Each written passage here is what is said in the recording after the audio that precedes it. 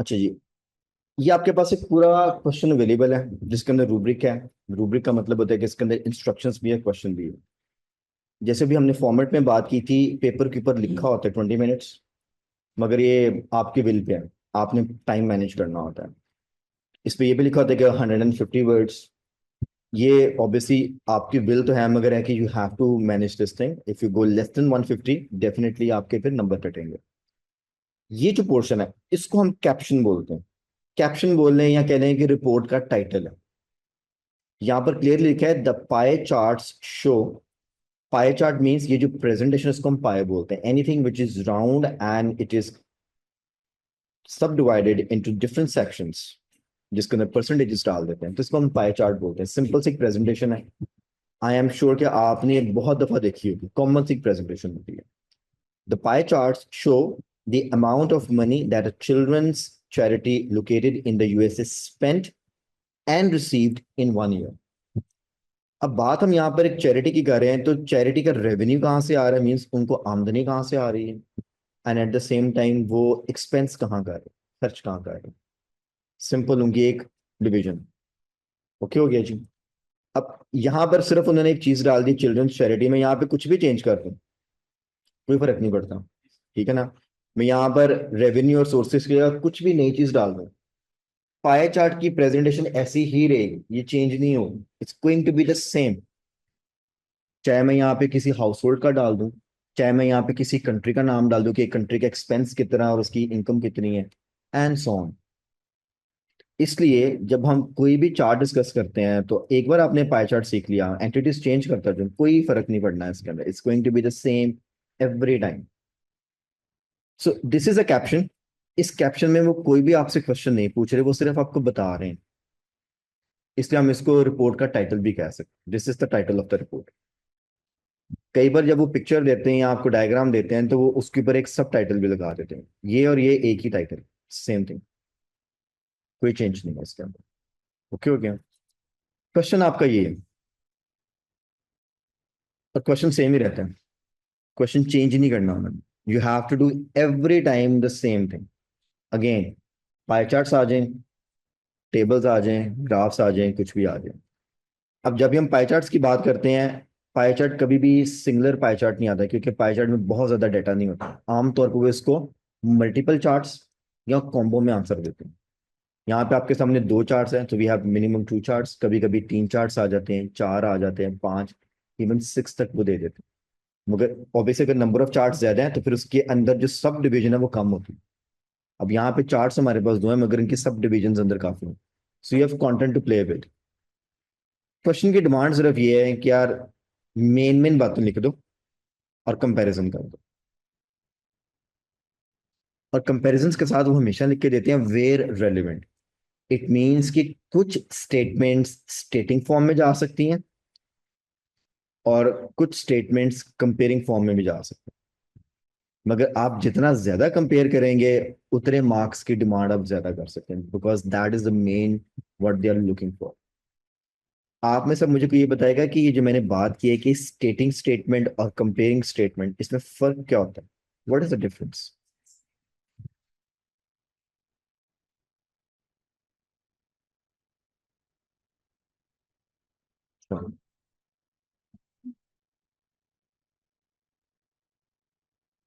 ठीक है, मैं मैम की बात रिपीट करता हूँ ऑनलाइन फ्रेंड्स आपके लिए। मैम कह रही है अगर हम एक ही चार्ट की चीजों को एक्सप्लेन करेंगे तो वो स्टेटिंग है, जब दोनों को करेंगे तो कंपेयरिंग है। मैं तो आपकी बात से डिसएग्री हूँ।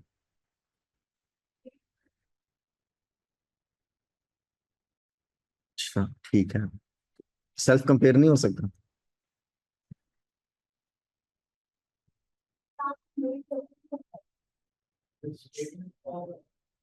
मेरे घर में जो मेन की फीचर होगा उसको एडिटिंग एक्सप्लेन कर दिया जाएगा वो शायद statement. That's the answer. If you write something as it is, then it's a stating statement, ठीक है। But if you add some comparing words तो वो फिर कंपेयरिंग बन जाती है। कंपेयरिंग का बिल्कुल मतलब नहीं कि दोनों चार्ट्स को मिला के करना है, आप सेल्फ कंपेयर भी कर सकते हो, ठीक है।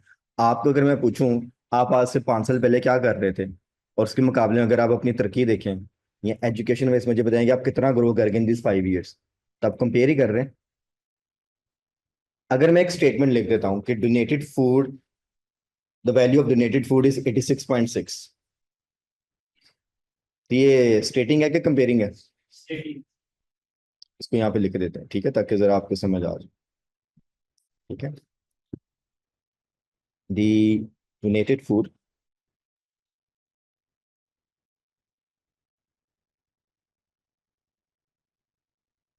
एटी 6.6%। अगर आप सिर्फ ऐसे पेपर में लिखाते हैं ना, एज पर द इंफॉर्मेशन, उन्होंने क्या है जो लिखा हुआ है वो हमें टेक्स्ट में लिख दें। यहाँ पे उन्होंने इसको इन्फोग्राफिक में दिया हुआ आपको। इसके अंदर मैंने तो कोई कंपैरिजन नहीं किया, मैंने एक वैल्यू उठाई और लिख दी है। अगर मैं ये लिखूं, इसके नीचे लिख देता हूं,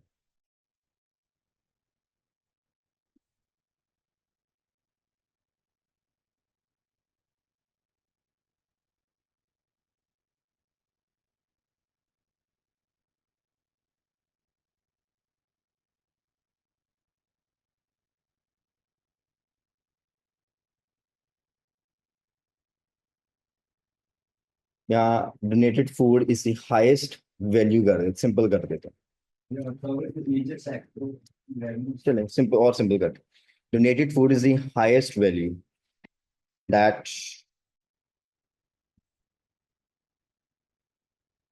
86.6%। अब मुझे बताएं दोनों स्टेटमेंट्स में फर्क है? यस, इसके sector is very comparing that public.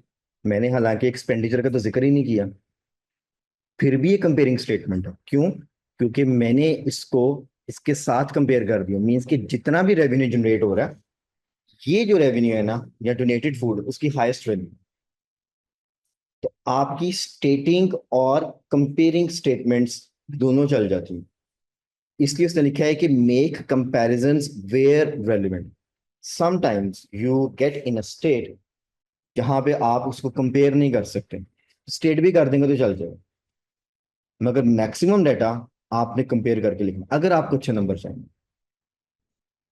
अब अच्छे नंबर के लिए देखें क्या हमने ऐड किया, सिर्फ ये एक वर्ड।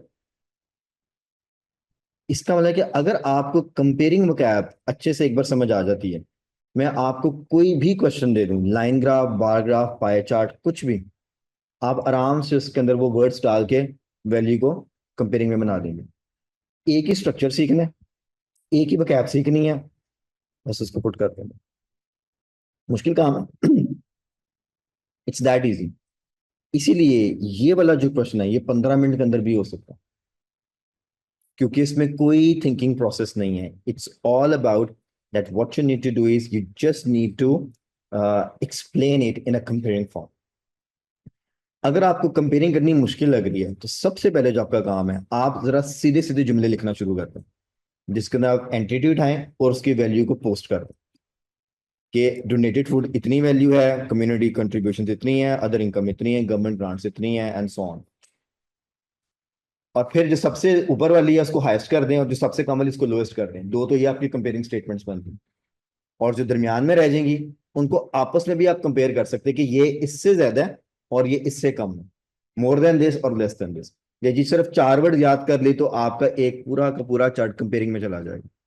आप 3 बैंड से 4 बैंड से उठ के एकदम 6 पे आ जाए, इतना फर्क पड़ जाएगा। तो मुश्किल काम नथिंग।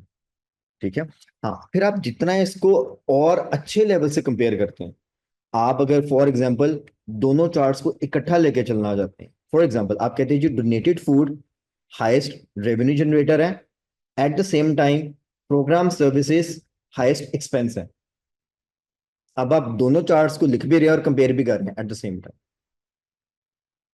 अब वो फिर आपके स्किल पे डिपेंड करता है, मगर पहले बेस ठीक होगी तो उसके ऊपर आप जितना मर्जी स्किल डेवलप करें। अगर आप एकदम एडवांस स्टेटमेंट्स लिखना शुरू करेंगे then it becomes a problem. अगर तो आप ऑलरेडी इसकी बेस बना चुके हैं, आपको समझ आ रही है, फिर तो आप दोनों को इकट्ठा लेके चलें, मुझे कोई इतराज नहीं है। ठीक है, आप और अच्छे कंपेयरिंग वर्ड्स यूज कर लें, I have no objection. But अगर आपको नहीं समझ आ रहा ना, then start with real base. हाँ जी, यहां तक जो बात की है उसमें कोई क्वेश्चन? सर आपको समझ आ रहा है? ठीक है। हाँ जी, वी गुड। ऑनलाइन फ्रेंड्स, यहां तक सब ओके है? सो this is a difference between a स्टेटिंग statement and a comparing statement. Comparing statement में बस कंपेयरिंग वर्ड्स चाहिए होते हैं, दैट्स इट.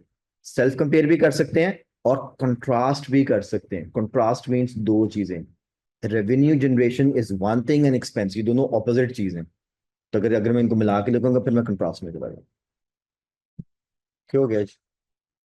ठीक है, इसको मैं क्लियर करता हूं. अब मैंने सिर्फ आपको स्ट्रक्चर बताना है. Then I am gonna give you the time and I want you to rewrite the same answer. ये आपकी सिर्फ हेल्प के लिए अवेलेबल है, ठीक है? मगर आप खुद लिखेंगे तो that is going to help you. Structure ये है, as you can see on the screen. आपको इसके अंदर नजर तो 5 पैराग्राफ आ रहे हैं. तो बेसिकली ये एक ही इंट्रो 2 दफा लिखा होगा, ठीक है?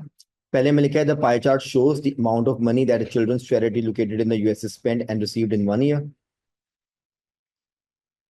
ये तो मेरे ख्याल क्वेश्चन ही पोस्ट हो गया नीचे दोबारा. आपका इंट्रो यही है, इसको हम स्किप कर देता हूँ, ठीक है? फॉरगेट अबाउट दिस स्टेटमेंट, इसको मैं जरा हाइड कर देता हूँ.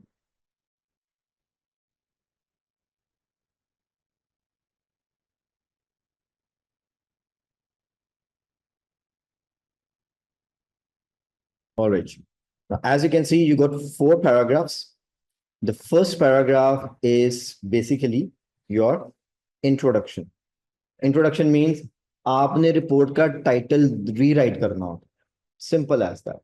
जो अभी मैंने आपको ऊपर कैप्शन बताया है, उसी कैप्शन को आप रीराइट कर देते हैं. कुछ वर्ड्स इसमें चेंज होते हैं, सारे नहीं चेंज होते, क्योंकि इसमें एंटिटीज के नाम सेम जाने होते हैं. फॉर एग्जाम्पल, पाए चार्ट को पाए ही कहना आपने, इसका नाम नहीं चेंज करना, ठीक है? चार्ट को चार्ट ही रहने, इसको ग्राफ भी नहीं कहना आपने, ठीक है? हाँ, शो था, हमने इलिस्ट्रेट कर दिया, डेलिनेट कर दिया, डेमोन्स्ट्रेट कर दिया, ये वर्ड आप चेंज कर लें. उसके बाद रेवेन्यू का अगर आपके पास कोई और अच्छा अल्टरनेटिव वर्ड है, आप वो लगा लें. नहीं है तो फिर ये लगा लें. रेवेन्यू सोर्सेज एंड एक्सपेंडिचर देखें, सेम सेम वर्ड्स आ गए हैं. चिल्ड्रंस चैरिटी सेम आ गया है, यूएसए भी सेम आ गया है. 1 ईयर है, आप इसको चले 12 मंथ्स कर सकते हैं. तो इंट्रो के अंदर बहुत ज्यादा कोई मेजर चेंजेस नहीं होते. टास्क 1 की बात कर रहा हूँ, इन ईयर भी हो सकता, ठीक है? सो इसके अंदर माइनर माइनर से चेंज होते हैं, मगर क्योंकि ये स्ट्रक्चर का पार्ट है, इंट्रो लिखना ही लिखना, क्योंकि काइंड ऑफ ये आपकी रिपोर्ट का टाइटल के तौर पे जाता है. गुड. इस चीज को चेंज करते हुए ज्यादा टाइम नहीं लेना, ज्यादा परेशान नहीं होना. ये जो आपके अगले 3 पैराग्राफ है, इसमें एक्चुअल गेम है जिसके अंदर आपको स्कोर मिलेंगे. The very second paragraph is known by the name of overview. अब रिपोर्ट राइटिंग को लेके अक्सर लोगों के क्वेश्चन होते हैं कि जी इसका कंक्लूजन नहीं लिखा हुआ, इसकी कोई समरी नहीं बनी हुई है. तो माय डियर फ्रेंड्स, ये कह लें कि एक स्ट्रक्चर है आइल्स का रिपोर्ट राइटिंग, हमने इसको फॉलो करना है. रिपोर्ट राइटिंग में कोई भी कंक्लूजन नहीं होता. आप बेसिकली जो सेकंड पैराग्राफ है, इसको अगर ध्यान से देखें तो ये एक्चुअली समरी ही लिखी हुई है पूरे चार्ट या पूरी इंफॉर्मेशन. अगर आप इसको पढ़े तो क्या लिखा है? Overall the charities income mainly came mainly from donated food, while program services accounted for the most significant portion of its spending. एक कंपेयरिंग वर्ड इसमें यूज किया while का, ठीक है? उसके अलावा मेनली और मोस्ट सिग्निफिकेंट पोर्शन. नहीं जी, ये सारे वर्ड्स कंपेयरिंग है, बाकी सिंपल स्टेटमेंट्स वैसे उठा के लिखी हुई. अब इन 3-4 वर्ड्स की वजह से ये दोनों स्टेटमेंट्स कंपेयरिंग में चलेगी और एक जनरल बात आपको समझ आ रही है. हमारे पास इवन दो फिगर्स अवेलेबल है, मगर जब आप ये समरी वाला पैराग्राफ जिसको हम ओवरव्यू बोल रहे हैं, इसमें फिगर्स नहीं डालने पे आप. दैट्स द ट्रिक, ठीक है? नोटेबली इसके अलावा अगर आपने नोट किया जो कि यहाँ पे लिखा हुआ है, revenue slightly exceed total expenditure. ये जो स्लाइटली एक्सीड है, ये अगेन आपके कंपेयरिंग वर्ड्स हैं. अगर आप इन दोनों फिगर्स को देखें, टोटल फिगर्स हैं, ये 53,561,580, ये 53,224,896. तो there is a difference. Good. तो आपका रेवेन्यू थोड़ा सा ज्यादा है एज कंपेयर टू आपका एक्सपेंस. तो कह लें कि ब्रेक इवन पे है, स्लाइटली सा चैरिटी प्रॉफिट में जा रहा है. Good. So again overview paragraph की डिमांड ये है कि इसमें आपने डिटेल्स नहीं लेनी, इसमें सारी चीजों का जिक्र नहीं करना, इसमें एक जनरल बात करनी, जनरल ओवरऑल बस, जिसमें एक ग्लांस में चार्ट का एक ओवरव्यू मिल जाए. जैसे आप किसी बिल्डिंग को देखते हैं आप कहते हैं अच्छा यार ये स्कूल लग रहा है, अच्छा इस बिल्डिंग को देख रहे हैं अच्छा ये घर लग रहा है, एक ओवरऑल बात है। अब उस बिल्डिंग के अंदर कितने कमरे, कौन सा कमरा किस चीज के लिए डेडिकेटेड है, ये डिटेल्स है सारे। Making sense? इसी तरह जब आप ओवरव्यू का पैराग्राफ करते हैं, इट्स ऑलवेज अबाउट के ओवरऑल पिक्चर खींच के देनी, उसकी डिटेल्स नहीं देनी। एंड दैट्स वाई इस पैराग्राफ के कई नाम हैं, इसको हम ओवरव्यू भी बोलते हैं। आपकी आसानी के लिए आप इसको कंक्लूडिंग पैराग्राफ बोल दें, इसको समरी बोल दें, मगर इसकी पोजीशन नंबर 2 पे रहेगी। इंट्रो के बाद सबसे पहला जो पैराग्राफ डिटेल्स का आना है वो ओवरव्यू का आता है। अब क्योंकि हम समरी का वर्ड बार बार यूज करें, फिगर्स उड़ा दें और ब्रीफ करते हैं। आई नॉट से कि इसको 2 जुमलों में लिखना है, इसको 3 में लिखना है, कई बार डिटेल्स ज्यादा होती है। अगर मैं आपको 6 पाई चार्ट्स दे दूं तो उन 6 के 6 का एक ओवरव्यू लिखना में भी 4 लाइनें बन जाए। फिर आपको अगर मेरी बात याद है कि आप कहेंगे सर ने कहा था 2 लाइनें लिखनी है, तो फिर हो सकता है आप 2 लाइनों के अंदर 2 का जिक्र कर दें, बाकी 4 का जिक्र ही ना करें, फिर वो ओवरव्यू नहीं बनेगा। सो आई नेवर से कि 2 लाइनें लिखें ओवरव्यू में 4 लिखें, नहीं। ओवरव्यू मीन्स जितनी डिटेल्स हैं उसकी एक समरी आनी चाहिए without adding figures. Sir sir जैसे कि यहाँ पे जैसे main food is the highest and उसके बाद हम एक सेकेंडरी जो एक्सपेंडिचर फॉर वो भी हाईएस्ट है स्मॉल वैल्यू भी बारे में बता सकते हैं नहीं। हाँ जी बिल्कुल बता सकते हैं। इसके कई तरीके लिखने के लिए मैं आपको एक और तरीका बता देता हूँ। रेवेन्यू के भी ओवरऑल कितने सोर्सेस नजर आ रहे हैं, जहां से रेवेन्यू आ रहा है, काउंट करें कितने हैं। 1 2 3 4 5 6, 6 है। गुड। 1 2 3 4 5 6। आप ओवरव्यू में ये भी लिख सकते हैं कि overall there are 6 revenue generating streams for the charity in which donated food is the highest, या in which other government grant और investment income is the lowest. ये भी ओवरव्यू है। ठीक है। कंपेरेबली आप इसका भी लिख सकते हैं कि इन एक्सपेंडिचर्स वी ओनली हैव 3 सब portions and in which programme services is the maximum. तो ओवरव्यू लिखने के कई तरीके हैं, क्योंकि सारे स्टूडेंट्स एक ही चीज को एक ही तरह से इंटरप्रेट नहीं करेंगे। किसने देखा कि इसमें 6 है उसमें 3 है, किसने देखा ये डोनेटेड फूड हाईएस्ट है और प्रोग्राम सर्विस हाईएस्ट है, किसने देखा जी गवर्नमेंट ग्रांट लोएस्ट है और इधर मैनेजमेंट एंड जनरल जो है वो लोएस्ट है। ये आप पे डिपेंड करता है। ठीक है। आपने एक जनरल पिक्चर ही देनी है ना, तो सारी डिटेल्स नहीं डाल सकते, किसी एंगल से भी चले जाएं, you will just give an overview. So sir यहाँ पर 2 पाई चार्ट है, अगर आपका 6 पाई चार्ट चले जाते हैं, तो अगर 3 या 4 पाई चार्ट होंगे उसको भी किस तरह से कंपैरिजन में लेकर आएंगे। यहाँ पर इसमें मैंने पढ़ा है ये सेल्फ, ये एक ही पाई चार्ट में पहले रेवेन्यू को डिस्कस किया गया, मेन मॉडिफायर नंबर 1 में, फिर 2 में एक्सपेंडिचर की।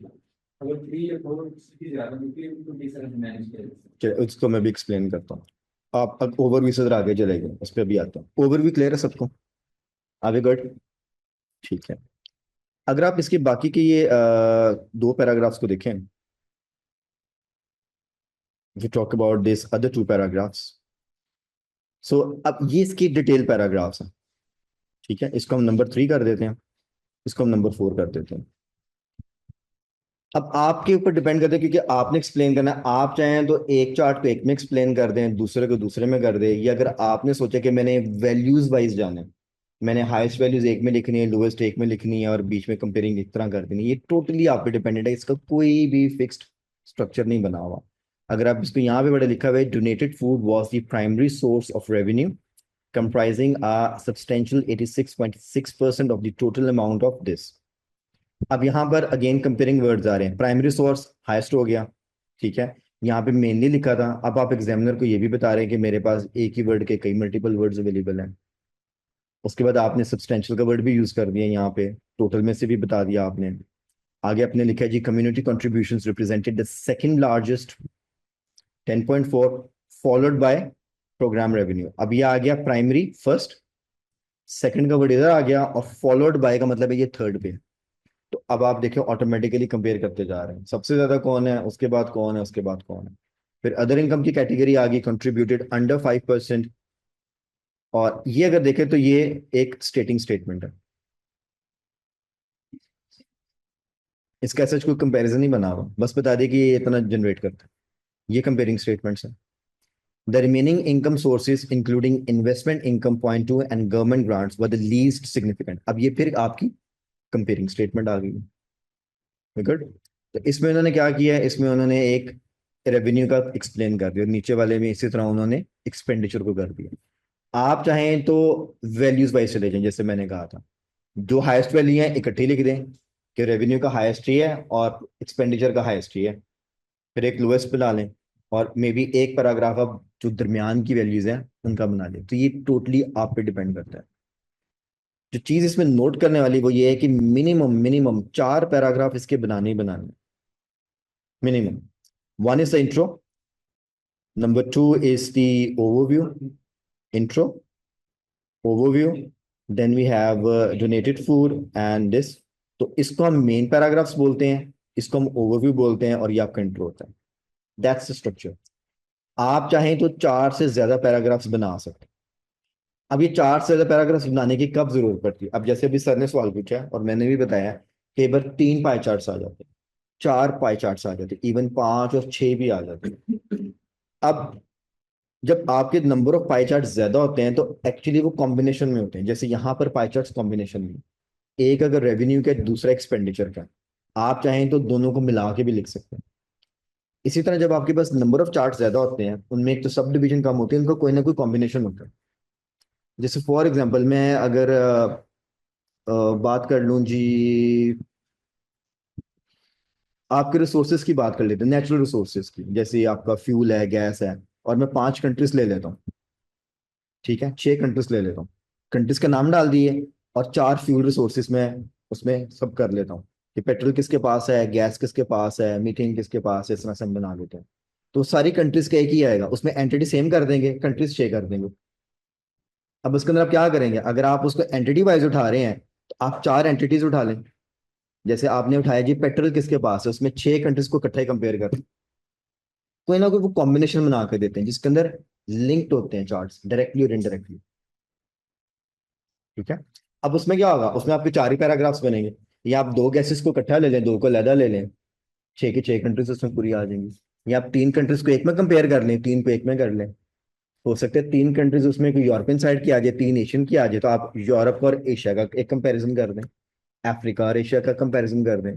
वो डिपेंड करता है डाटा कैसा आएगा। So combination always there. ठीक है। बट ऐसी कोई शर्त नहीं है कि आपने 4 पैराग्राफ ही बनानी है। ठीक है। आप चाहें तो 4 से ज्यादा बना सकते हैं। ज्यादा कहाँ पे, जैसे भी हमने बात की है कि आपके 5 आ जाते हैं, 6 चार्ट्स आ जाते हैं। एक तो हो गया आपका इंट्रो, एक हो गया ओवरव्यू। ये पूरी रिपोर्ट में एक एक पैराग्राफ ही रहता है। 2 चार्ट्स है तो एक एक पैराग्राफ इधर आ जाएगा। अगर आपके पास 3 चार्ट्स है तो बेशक तीनों का एक एक पैराग्राफ बना देगा, पर आप 5 पैराग्राफ पे चले जाएंगे। अगर आपके पास 4 है तो बेशक ऐसे बना लें। और अगर आप कॉम्बिनेशन में जा रहे हैं और एंटिटीज ज्यादा हैं, आपने कहा यार टोटल मेरे पास 6 एंटिटीज है, तो मैं 2 एक में एक्सप्लेन कर देता हूँ, 2 एक में एक्सप्लेन कर देता हूँ, तो फिर 2 एक में एक्सप्लेन कर दो। आप नंबर ऑफ पैराग्राफ्स बना सकते हैं। ऐसा जिसकी कोई लिमिट नहीं सेट की हुई कि कितने बना सकते हैं, डाटा पे डिपेंड करता है। तो बट फिर भी आप 5 6 हद 7 तक जा सकते हैं, क्योंकि डाटा आमतौर पे कॉम्बिनेशन में होता है। तो 5 या 6 पैराग्राफ्स के अंदर वाइंड अप हो जाता है। गुड। मगर याद ही रखना है कि टाइम कंस्ट्रेंट वही 15 से 20 मिनट के अंदर इसको वाइंड अप करना है। हाँ जी, यहां तक अगर किसी का कोई क्वेश्चन है तो स्ट्रक्चर से related. Structure is okay, structure इसका फिक्स्ड है। लेट्स सपोज अगर आपको लगता है कि आप बिल्कुल भी नहीं लिख पा रहे, आपको हेल्प चाहिए, तो हमने इसका एक ऑलरेडी टेम्पलेट बनाया। ये टेम्पलेट आपके सामने है, आप चाहें तो आप इस टेम्पलेट को भी फॉलो कर सकते हैं, कोई इतराज नहीं है। This is the intro, this is the overview and these are the main paragraphs. 4 में इसको डिवाइड किया हुआ है। जहां जहां पे आपको ये स्लैश नजर आ रहा है, इनमें से एक ही वर्ड यूज होगा, क्योंकि कभी पास्ट का डाटा होता है तो हैड आ जाएगा, प्रेजेंट का डाटा आ रहा है तो हैज आ जाएगा। ठीक है। जैसे यहाँ पर भी है, पाई चार्ट है, बार चार्ट है, नाम आ जाएगा। आगे वही होता है डेलिनेट्स मींस शोज, क्योंकि डेलिनेट का वर्ड आइल्स वाले कभी भी यूज नहीं करते, वो आमतौर पे इलस्ट्रेट और शो, ये उन्होंने 2 वर्ड फिक्स किए हैं। आप कोई भी टास्क में उठा के देख लें, ये कहेगा the chart shows, the chart illustrates, बस। बाकी आपको 2 3 ऑल्टरनेटिव याद कर लें, ऑटोमेटिकली आपका एक चार्ट बन जाता है। अगेन कोई भी चार्ट आ जाए तो आमतौर पर उसमें मैक्सिमम और मिनिमम वैल्यू जरूर होती है। अगर आप मैक्स और मिनिमम भी निकाल के लिख देते हैं तो आपको ओवरव्यू आराम से रेडी हो जाता है। हाँ, otherwise you can make different ways of overviews, वो आप पे डिपेंड करता है। और बाकी फिर वैल्यूज ही लिखनी होती है। तो कंपेयरिंग में कैप चाहिए आपको, इसलिए लिखना इतना मुश्किल नहीं है। आप चाहें तो इसको फॉलो कर लें, कोई त्रास नहीं है। इसको कैसे यूज करना है उसका एग्जाम्पल यहाँ पे ऑलरेडी फिट किया हो, उसी का, चैरिटी वाले का। गुड। हाँ जी, अभी कोई क्वेश्चन है इससे रिलेटेड जो अभी हम सारा डिस्कस कर रहे हैं? Online friends, any questions at the moment what we have discussed already? No, कोई क्वेश्चन नहीं है।